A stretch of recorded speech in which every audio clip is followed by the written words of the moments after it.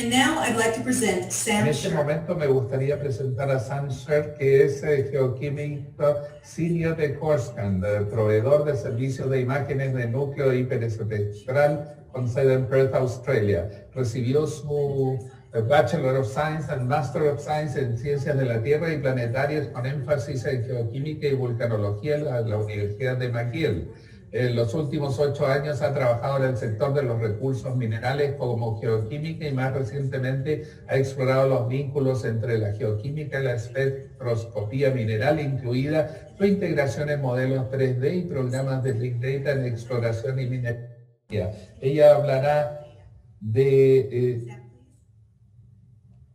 datos hiperespectrales. Thank you, Helen. So I want to start. Muchas gracias, Helen. Me gustaría partir dando las gracias a mis colegas en Corscan, Tom Carmichael, por la iniciativa y todas las mujeres interesadas, Chile Explore, por invitarnos a esta sesión. Yo creo que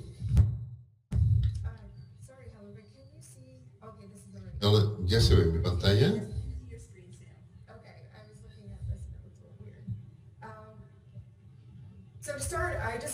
Para comenzar, quería decir que el título es algo bien interesante que nunca había previsto hace años cuando partí acá.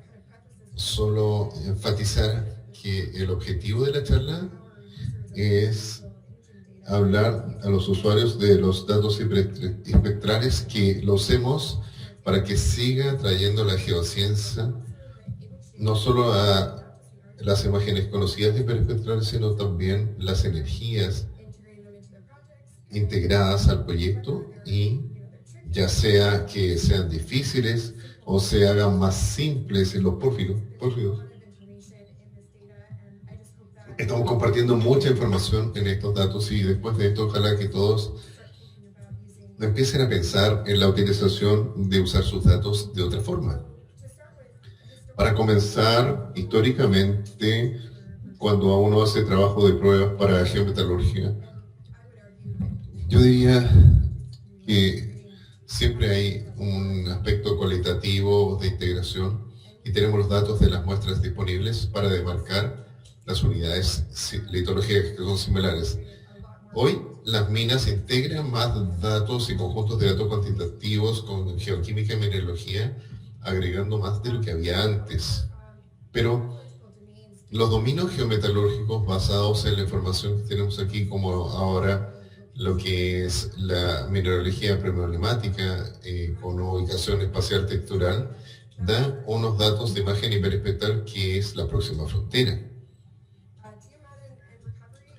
La geometalurgia y la recuperación, cuando uno selecciona una muestra de un trabajo de pruebas en la mineralogía de minerales y solo su química, y no considera la mineralogía de la ganga y cómo es la mineralogía de este ni cómo se distribuye, los geomets y los geocientíficos dicen, bueno, si hay un mineral que tiene esponjamiento, aumenta el volumen en el circuito húmedo, por ejemplo, los que tienen mucha viscosidad, y algunos filosilicatos que pueden impactar la viscosidad del fluido, y en particular la ganga de los filosilicatos y otras gangas es difícil de reconocerlo, pero la imagen hiperespectral nos permite no solo distinguir estos minerales, sino también su distribución espacial. Entonces quiero hablar un poquito de la geoquímica aquí.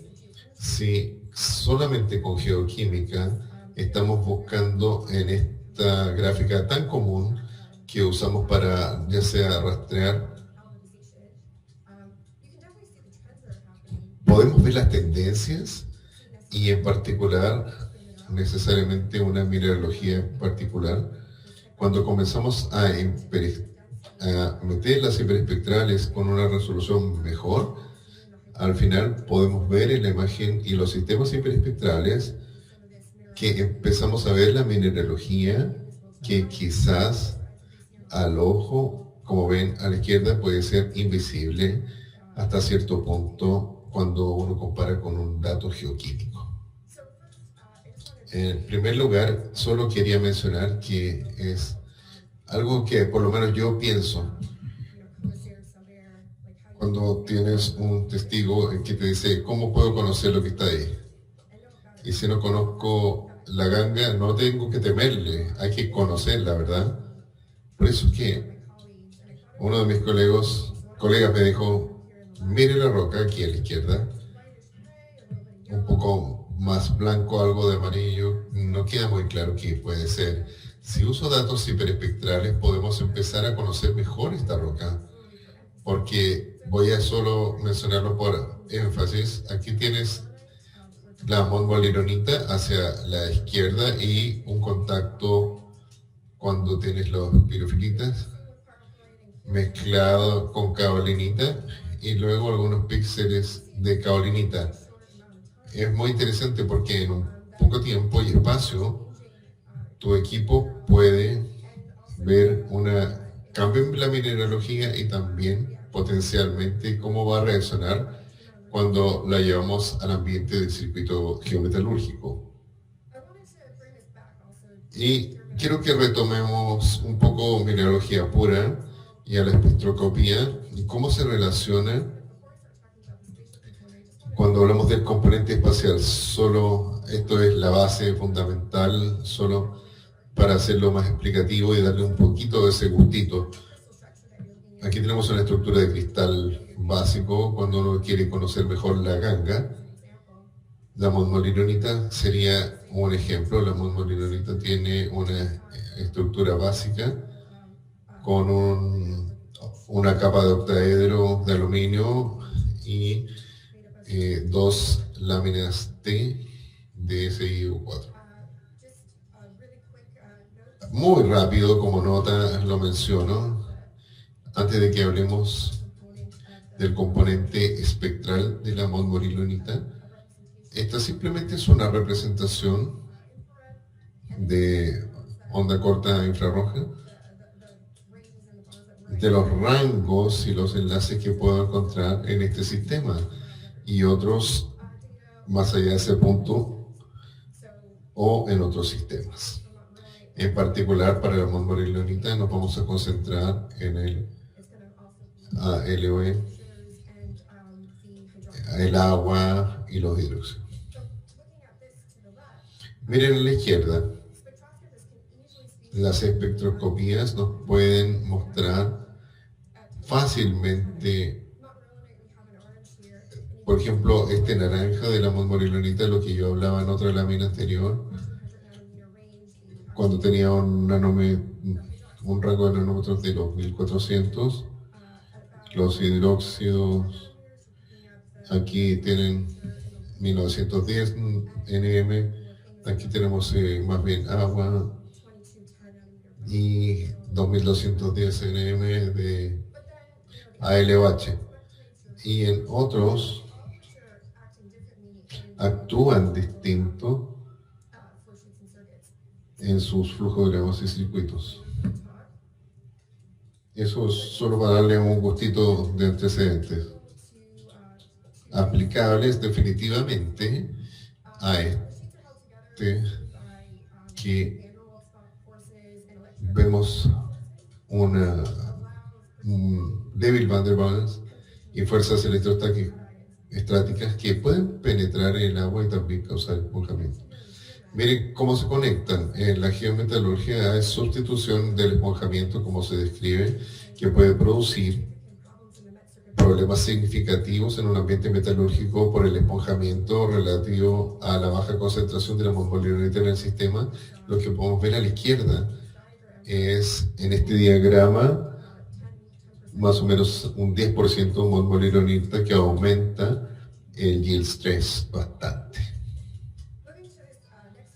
Si vamos a esta otra frontera, que es la parte de frente, donde está la importancia de la textura y cómo podemos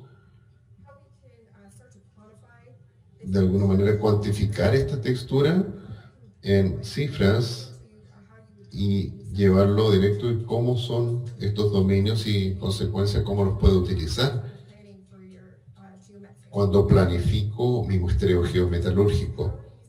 La interrogante: ¿y cómo se relacionan espacialmente estos minerales y cómo se distribuyen? Si recuerdan, esta ya se la mostré, después pasamos por todas estas etapas hasta que mostré Carolinita.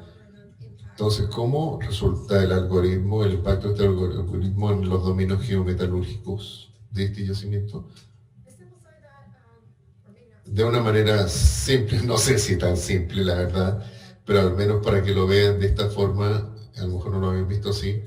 Acá tenemos la imagen hiperespectral en que vamos de una hiperespectral a transformarla en algo que sea más bien cuantitativo, ¿no?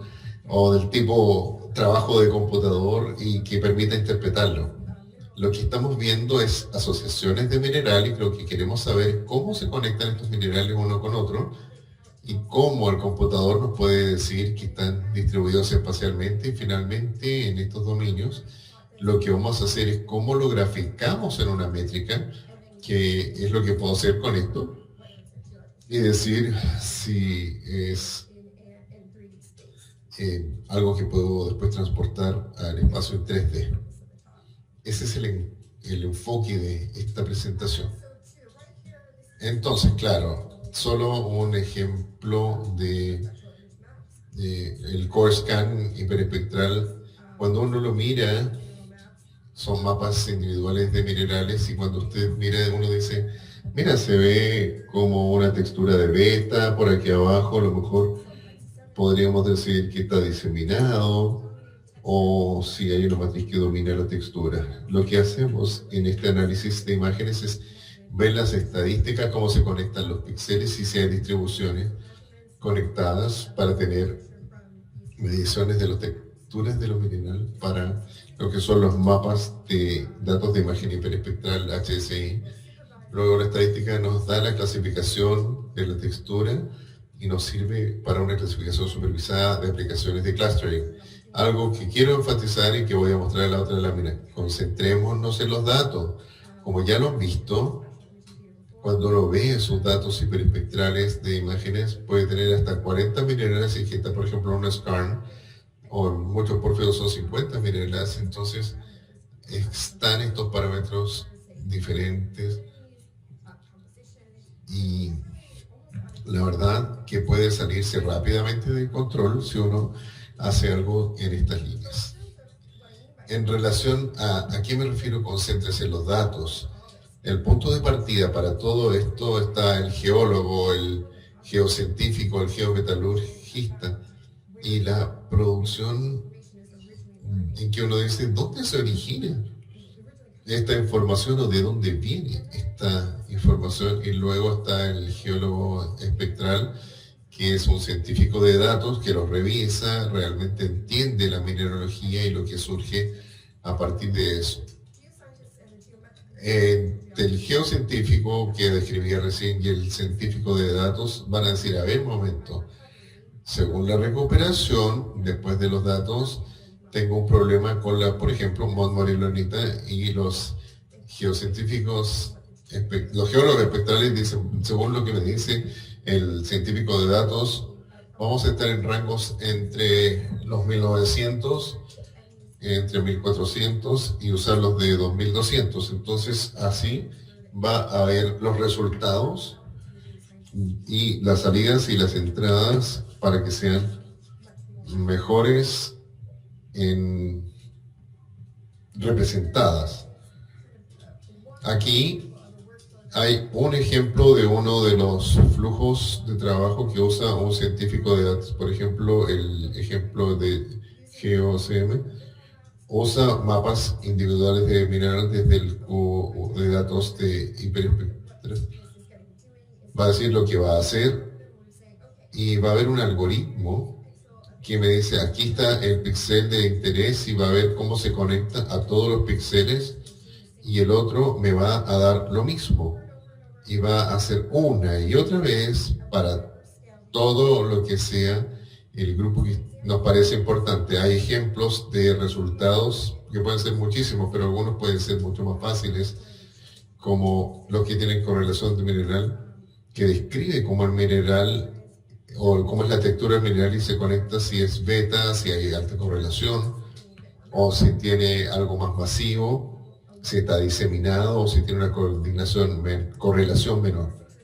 Ahora si ponemos los contactos esenciales de los dominios, ¿qué vamos a hacer? Hay un gran conjunto de datos, muchos resultados distintos que puede que sean más fáciles de entender, pero en la próxima etapa vamos a ver la reducción de la dimensionalidad y después el clustering.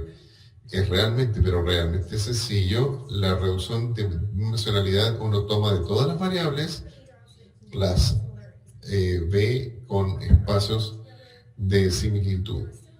Las pone juntas, ve si son similares o no. Y en clustering son puntos que se ponen en conjunto para calcular los números óptimos de clusters que existen. ¿Y a qué me refiero con dominarlo? Si tiene datos de imágenes hiperespectrales, para llegar a esos datos vamos a llegar a usar también las imágenes y hace que esos clusters completos sean más robustos, si sean geoquímicos o cualquier otro típico dato. Todas estas cosas se pueden usar de manera más holística. Es otra capa de las herramientas y nos va a dar, como decíamos, adicionales formas de ver estos dominios. Cuando se tenemos, por ejemplo, dos datos mineralógicos, vas a tener dos unidades geometalúrgicamente sin similitud. Por ejemplo, esa verde y esta pequeñita es un intervalo que viene de esta misma.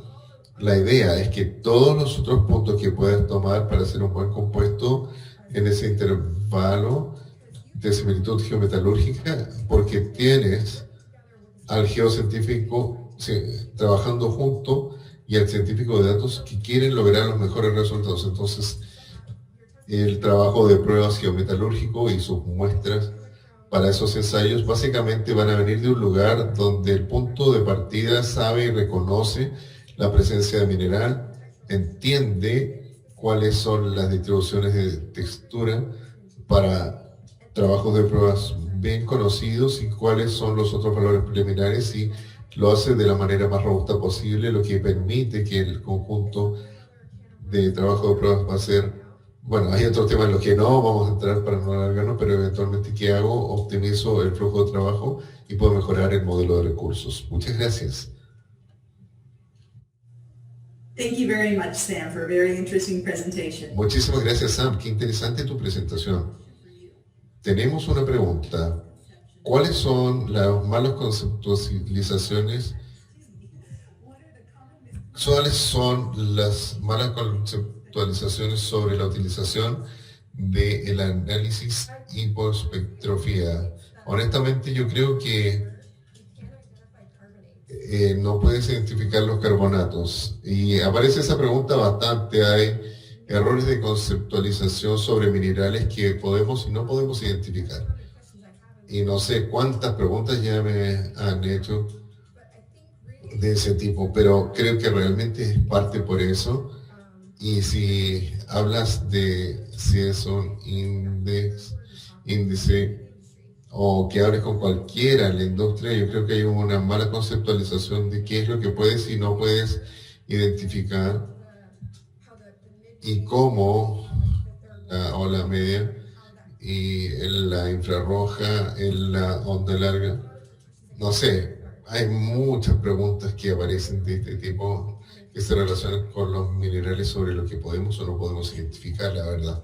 Gracias, Sam. It looks like we have another question coming in. Parece que viene otra pregunta. Dice, gracias por la charla. En el análisis, que no es el hiperespectral, pero ¿cuál es el otro? El análisis puntual, pero no hiperespectral. Se pudiera ser un buen punto de partida para los dominios geometalúrgicos. Yo creo que es el puntual contra el hiperespectral. Cuando piensas en cuál es el objetivo de estudio y si es que este involucra algo que tenga que ver con análisis de texturas y esa relación entre los minerales o simplemente en general.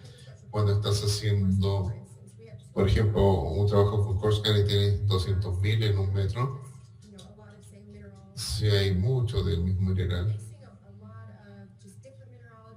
y si es la mineralogía o minerales que no puedes lograr en los datos puntuales porque son distintos los sistemas, cuanto a lo que pueden hacer o no, yo siempre recomendaría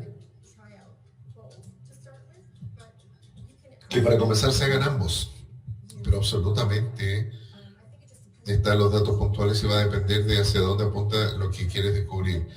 Si hay un buen estudio que parta de la ganga, cuáles son las interrogantes que quieres lograr y tal vez si es que has hecho imágenes hiperespectrales en el estudio, es mejor. Y lo que quieras hacer en los datos puntuales es lo que se debe hacer. Es un gran ecosistema con todo tipo de datos espectrales, ya sea aéreos, satelitales, e imagen hiperespectral, pero son escalas distintas y tiene que ver con qué es lo que quieres resolver como interrogante cuando estás hablando de dominios geometalúrgicos y tal vez hablar de eso también. Gracias, Sam. Viene otra pregunta del público. Qué buena charla. Sugerencias para proyectos legacy con pocos datos espectrales o químicos. Bueno, esto es fascinante, la verdad. Mira, va a depender de qué es lo que quieres buscar como prompt. Hay limitaciones. Y sé que tienes datos de imágenes. Hay limitaciones a las técnicas cuando estás buscando una respuesta inmediatamente. Según la ley de oro o de cobre, se ha trabajado mucho en la integración de geoquímica en los datos hiperespectrales y hay otras personas que han hecho este trabajo académicamente también y fuera de la parte académica se pueden proporcionar las referencias de esos papers y trabajos científicos. Hacemos muchos proyectos legacy y los resultados siempre son muy interesantes. Y viene estas otras preguntas de geoquímica que no puedo responder, pero está todo ese matrimonio entre ambos que es realmente hermoso.